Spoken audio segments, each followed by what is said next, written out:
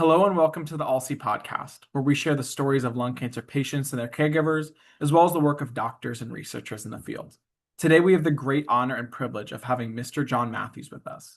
This is part one of a two-part miniseries, where we will speak with John Matthews and his nephew, Jack Owens, about their stories.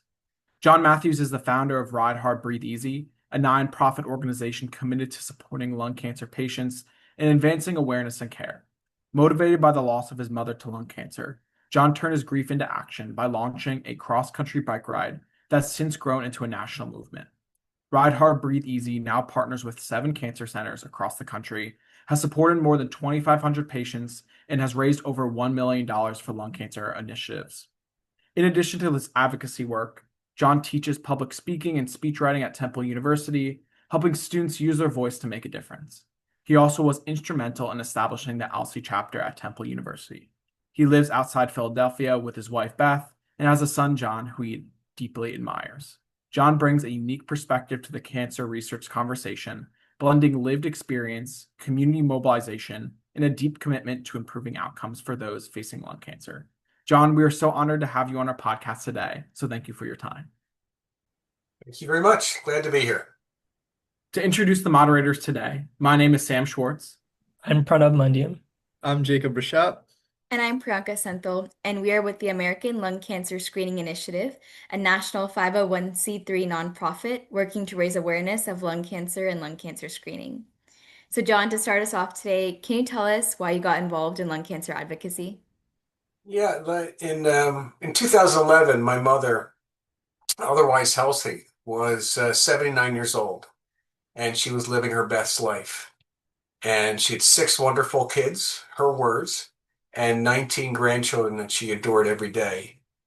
And in March of 2011, Mom got, she had a cough that just wouldn't go away. And then we got the devastating news that she was diagnosed with small cell lung cancer. And so when Mom was sick, she passed away 9 months later. And when she was really sick, my family and I, we'd all learned an awful lot about lung cancer.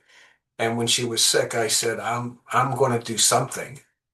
Priyanka, I had no idea what it would be, but I found myself a little bit more than 5 years later starting a bike ride across the country to raise awareness and to raise some money for what's now known as the Go-To Foundation. Oh, thank you so much for sharing your story. And I know it's definitely very hard for both you and your family to go through this journey. What advice would you give to other caregivers who are just starting out? For me, it was important. I mean, there's a lot of sadness in our family. And for me, it was important to turn that sadness into purpose and into action.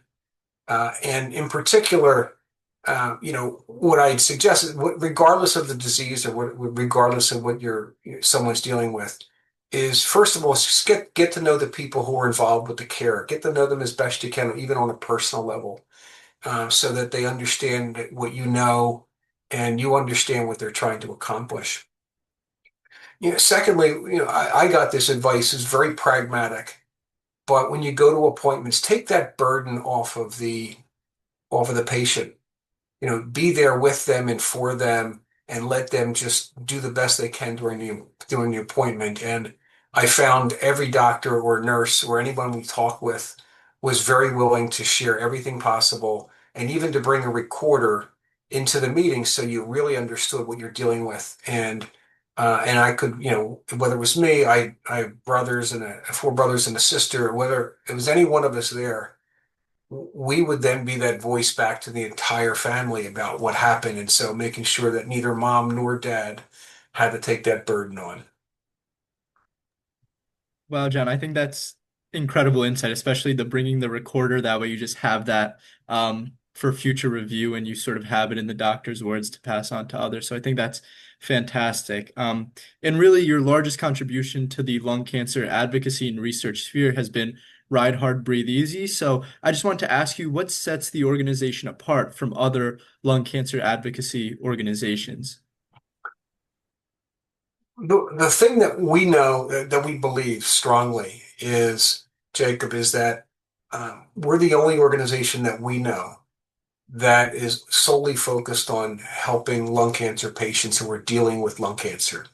There's some wonderful other organizations out there, whether it's Go-To Foundation or the American Lung Association or the White Ribbon Project, and it goes on and on. What we're in the American Cancer Society, but what we're focused on is in mom's memory, and it's all about helping specifically lung cancer patients, and people who need a hand. And what I mean when I say need a hand, you know, people are struggling with when you get a cancer diagnosis. There are a lot of things that happen, and for some people, it becomes a medical slash nutrition slash financial discussion. And what we want to do is take away that financial component. And the way we've done that is we work with 7 different cancer centers. And I working with them, they identify the patients who are struggling, physically, they're struggling financially, and they could use a breath of fresh air. And that's what we bring to them is, when they have bills piling up, and they do pile up. And for some of the patients, they're not able to work. Well, for some of their caregivers, they have to give up working. And so finances is true and it's real and it's immediate. And so for things like a ride to an appointment, using for Uber or Lyft or an emergency, whatever the transportation method is, or if it's food insecurity. And we've seen so many stories about patients who, the doctor says, make sure you take something or eat a little differently or be a little more nutritious or take Ensure. And some people, I can't afford it.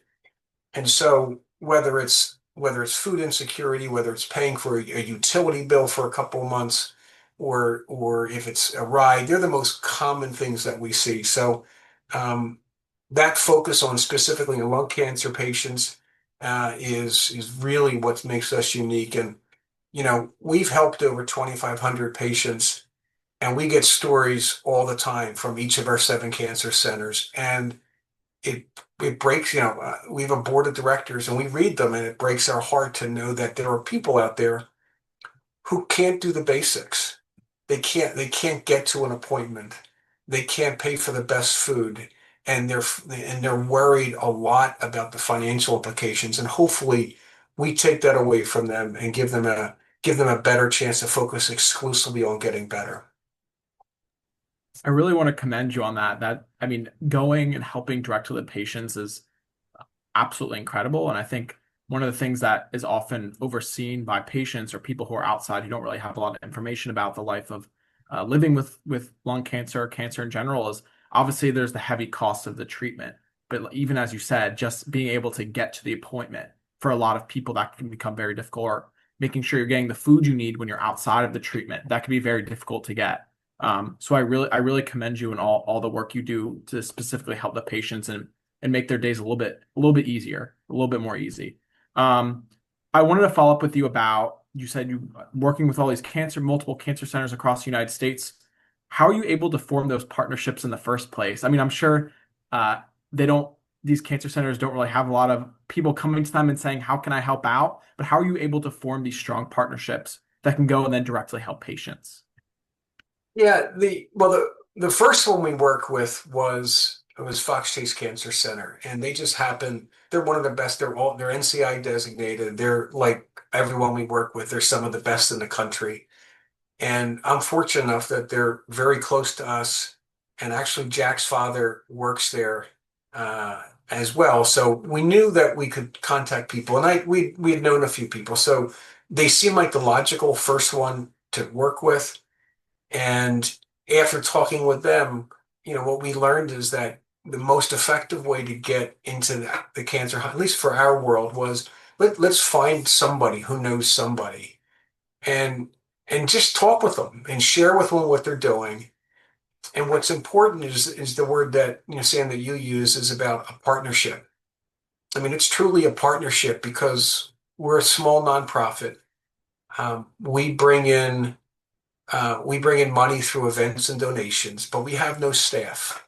So we have a dedicated group of volunteers. And what that means is we don't have the experience to know which patients need what help. And so that burden falls on the cancer center somebody in a social, typically a social worker or a nurse navigator who's assessing the patients that are coming in. And so we talk with them at the very beginning. We share what we've done, what we've accomplished, what we're looking to do. We hear from them on whether they have the capacity and the capability to do the work because it's more work for them. Yeah, it's going to help their patients, but can they actually take on this extra work? And there's been a couple of hospital cancer centers who said, listen, it's just not, now's not the right time. Maybe at a later time, we don't have somebody who could take on the work because there's an effort in the beginning. There's an effort to make sure that from a finance side, from a legal side, about how, what did a pulmonologist think? Who are you going to offer to? That the cancer centers have to think through. And so it becomes, and it's more work for us. Right now, we have to bring on a new partner. We have to explain to them who we are, what we do, the events we host, why it matters, the requirements that we need from them. And so it truly starts from the very, very, very beginning about it being a partnership so that, they're able to do the work that helps us run effectively and efficiently, and we're able to support them in the ways that they need it. That's wonderful, John. And I just want to echo everything Sam said. The work that you're doing with Red Heart Breathe Easy is just so inspiring for us. And it's incredible that you're able to raise over $1 million to support patients where I think I can speak for everyone when I say our jaws are on the floor. It's just so inspiring to hear everything that you've done. We got more money to raise.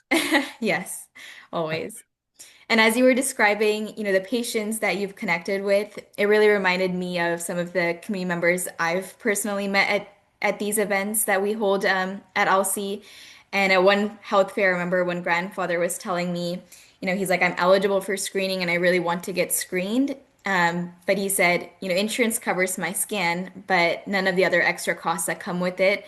Even if it's just a rideshare service, going to a screening center during workday hours in Boston, it can be expensive, and so while insurance might cover the scan, there's so many other costs that come with it, it just reminded me of so many patients that we've met, like the ones that you were talking about.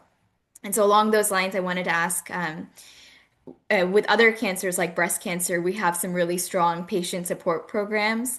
But with lung cancer, despite it being the deadliest cancer in the US, it's one of the least discussed and one of the least funded cancers. And so I wanted to ask, why do you think that lung cancer isn't receiving enough attention compared to some of the other cancers? Priyanka, I've been asked that question a whole bunch of times, and I know you're going to know the answer to this, but I typically turn it around by saying, when I say the words lung cancer, what's the first thing that comes to mind? And most people say cigarettes or smoking. And then, I've learned through advocacy and going to Capitol Hill, um, and just doing my part to be a voice like hundreds and hundreds of other people, that there's a deep stigma associated with lung cancer, to the point that people feel like there's the sense that you did it to yourself, you've earned this. And, I've been at these conferences, and I've literally heard one woman say, my doctor said I can't have lung cancer, and here she is, stage 4 lung cancer, and said, you can't have lung cancer because you're athletic and you run and you never smoked. And I heard another woman say, I told my friends I had a different kind of cancer because I wanted some empathy. I don't think I'd be getting it, or or people feeling that they're ashamed. And I experienced a different kind of stigma. I mean, when my mom was diagnosed, she was asked about it. Did she smoke? And it kept coming. It was a lot of times it was asked. And mom hadn't smoked in 30 years, and when she did, she smoked a couple of cigarettes a night. That's all she did. She wasn't a smoker. Heck, she wouldn't qualify for screening. So mom didn't smoke much. And when my father passed away suddenly in 2016, dad's out on the golf course and he's just playing golf on a par 3 golf course, enjoying what he was doing. He's playing by himself. And he had a heart attack. And not one person asked me about about anything other than, how are you doing? How's the family? There was nothing about What about his, what did he smoke? Did he eat? What about anything else? It was all about empathy. And so it was different that we experienced it differently, but it was stark the contrast between the questions I was first asked about my mom and and the immediate empathy that we received from our father about when dad passed away. So, it's part of society right now. Such a correlation between cigarette smoking and lung cancer. And as lung cancer for non-smokers is the sixth most common cancer in the country. And so it's prevalent already. And I've seen too many statistics, and it's growing about young women who've been diagnosed with lung cancer, and in particular in Asia, where over 50% of the women diagnosed today. I mean, it's crazy. Over 50% of the women diagnosed today have never smoked. And so I hope over time that goes away, but it's gonna, we're have to whittle away at it day by day to make it feel like it's a more common disease than people recognize. Yeah, thank you for that explanation. I think it's really important to understand the stigma that's surrounded with around lung cancer. Switching gears a bit, I know you had mentioned that a pivotal moment in your advocacy journey and also a big part of your nonprofit organization was your decision to ride cross country on your bike. So what motivated you to ride your bike across America? Well, the year before I had, first I promised I would do something for mom, and I knew what I wanted to do. There's two things. There was two big elements. Number one, it had to be hard. And number two, it had to be a way to bring people together. And I didn't know what it could be or would be, but a friend had asked me to join him on an American Cancer Society bike ride in Philadelphia. And I'd done that a couple times. And then I did it in 2016. And I said to myself, if you can ride 70 miles in one day, you can probably do it for like 50 days. Just keep going. And so that was there were the two main things to think about. And what was really special to me was as I was doing this, I wasn't a cyclist. You're going to hear from Jack later that he was not an experienced cyclist either. But I had done a tiny bit of cycling, didn't really have a bike. My wife's first comments, by the way, were, "Well, you don't have a bike." And I did. It was just 12 years old. It sat in a shed, and it cost $200 off of eBay. And so what I needed to do was get a lot of people to get involved and help me get across the country. Everything from designing a route to figuring out what to do, what bike to buy, what equipment to buy. Um, and so doing something hard and bringing people together was just natural for what I wanted to accomplish.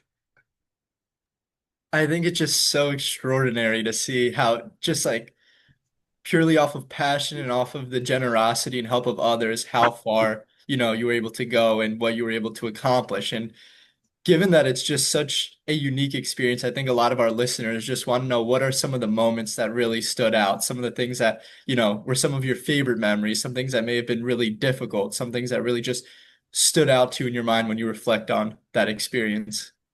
Yeah, so in 2017, that was the first year. We've done 9 rides now. The first year and this year that Jack did was cross country. We did rides throughout it.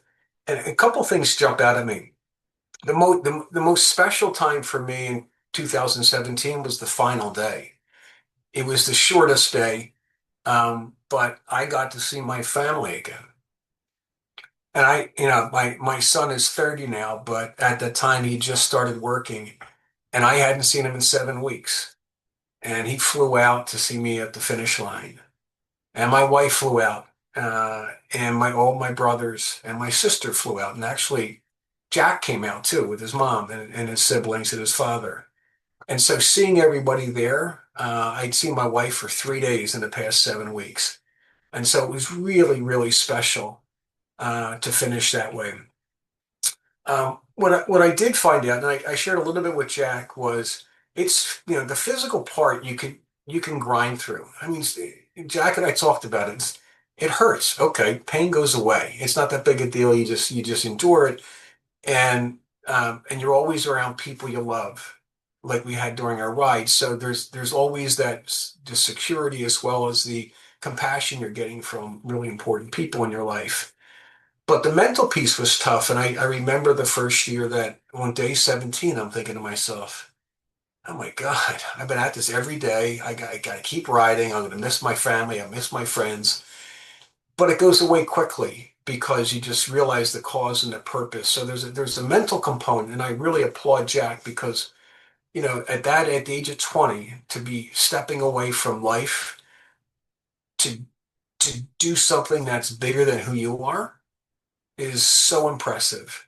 And that the mental part for me was, it was that one day, and I distinctly remember I'm in Missouri, and I'm just like, this is hard, tough. But I asked for, I even posted about it, and the number of comments I got back, about going on, you're doing great, you're making a difference, really inspired me and helped me as I dealt with that difficult day. I have to say, I mean, what a beautiful tribute to your mother and to other lung cancer survivors and patients. It's absolutely incredible to hear that, like you said, the pain, but also the mental strain that you had to go through. Um, Definitely something. I'm about the same age as your nephew, and as in the next part of our mini series, we're gonna talk about his experience as he just finished his own bike across America, which is can't even begin to think about myself doing something like that. So he's on the call with us. So you have to give us a little bit of an honest answer. But this next question is so you got to ride a little bit with your nephew as he went across country, which sounds spectacular. As you got to do that ride yourself, and then you got to be with your nephew as he did himself. What was it like being able to watch him along his own journey across America? It was an honor. I mean, he put the time in. He did the planning. He did the thinking. He was ready to go. I wasn't sure if he was ready to go because it's hard to know if you're ready to go. It's a lot of work and how you're going to respond to different things. So it was an honor to ride with him. And I knew day 3 I was in trouble because and I wanted to. He knows this. I wanted to choke him because the route he chose on day 3 was different than mine, and so we went through Lake Tahoe. And I looked down at my Garmin device, and it says you have a 21-mile climb, followed 2 miles later by a 24-mile climb. And so it was the toughest ride I've ever done in my life. And not because of distance, because we only traveled 60 miles, but the amount of climbing and the hills and the consistency of hills was just, it was just tough. I mean, I trained to ride. I didn't train enough to be great at that ride. Um, but I was so impressed because of the energy he had, and he knows, I said, okay, just go. You can just go. We'll see you in 15 miles, and I'll come in 10 minutes after you, or 15, whatever it is. And what I loved was he just got he just got moving, he got his legs going, he gets there, and he's just so kind and so respectful to everybody who's out there with us. So it was Jack and I for the first, I get the pleasure of riding the first 13 days with him. And some really hard rides there and in Utah. But watching him complete it, watching him make some adjustments on the route because he's done his thinking and his planning and what can be done, and watching how kind he was to the people who were there to support us. I couldn't speak as much because I was exhausted. Jack was tired, but not nearly as tired as me. And it was so much fun to see how far he had come from not riding, not having a bike, and how well he did in those first 3 days. You know, I knew when because I know Jack a little bit, and I knew when he said he was going to do it, he absolutely was going to do it. It wasn't a passing comment that I'm thinking of doing this and I hope to do it. It was Uncle Jack called me in September of 2023 when we're during our ride that year. I'm going to ride my bike across the country. I did say, you make sure mom and dad say it's okay, and then I'll do whatever I can to help. But I knew he was absolutely serious. He was absolutely committed, and watching him do it was just an absolute joy. It is such an honor, John and Jack. I know we'll be getting to talk to you soon to hear your story. Just thank you so much for letting us in on this very special journey that you both have gone on. And John, as we close out this episode with you, we just want to end on one question asking, what advice would you give to someone who wants to get involved in lung cancer advocacy? And I know when you started off, you shared with us that you didn't know what your advocacy was going to look like or in what form. And I know that there are probably a lot of other people who maybe have family members or loved ones diagnosed with lung cancer or any other cancers, and they want to do something, but they don't exactly know what that will look like. So if you could share, how you came to Bright Heart Breathe Easy and what advice you have for others, that would be wonderful. For me, and so this is what works for me is I have to publicly say something, and or even this case, I started by doing something with my mom. I just said I'm going to do something, and when you promise your mom you're going to do something, especially when she's dying, you got to do it. Um, so for me, that was a piece. But everybody has their own way to encourage themselves, whether it's writing it down, whether it's telling somebody else. And my advice would be just commit to doing it, and just do it. Take that first step, and it could be, listen. My first step could be in within the next 60 days, I'm going to pick an organization that I want to help. And it could be ALCSI, right? It could be Ride Hard, Breathe Easy. It could be American Lung Association. It could be Longevity. It could be Lung Cancer Research Foundation. It could be Go-To Foundation. There's so many organizations, bigger, and there's some local ones that do things for a number of cancers. But so my first advice is just do it, because I'll tell you, I have gained and I've learned so much from this. Um, yeah, I never thought I would, what it would come to is the two saddest days of my life were when my mother was diagnosed with lung cancer and then when my father passed away. And with my mother's situation, I never thought it would bring, look at the joy that Jack's ride brought to so many people. He was all over the news in Philadelphia. And I've gotten to watch Jack do his ride. I've gotten to meet some of the most remarkable people that I've ever met in my life, including someone who was on our board. Her name is Isabella de la Jose, who passed away in 2023 with lung cancer. Isabella rode her bike across the country with stage 4 lung cancer. Isabella did multiple Ironmans with stage 4 lung cancer. And I had a chance to ride hundreds of miles with her in a couple of her rides. And so do it. You're going to learn more about yourself. You're going to gain more. And giving, there's so few things in life that are better than giving of yourself, because you get back so much more. And it's been an honor and a pleasure to meet you, all of you on this team. It was an honor to discuss it with your founder. Meeting him in December at NLCRT meeting in DC. And I've met so many people through this. So just dig in, do it. And hey, if anybody wants to ask me, I'd be happy to, just listen, share what we do. My email address is john@rhbe.org. I'd be happy to talk with anybody. And if it's better to go and help somebody else, just do that. But we always welcome people to be part of what we do.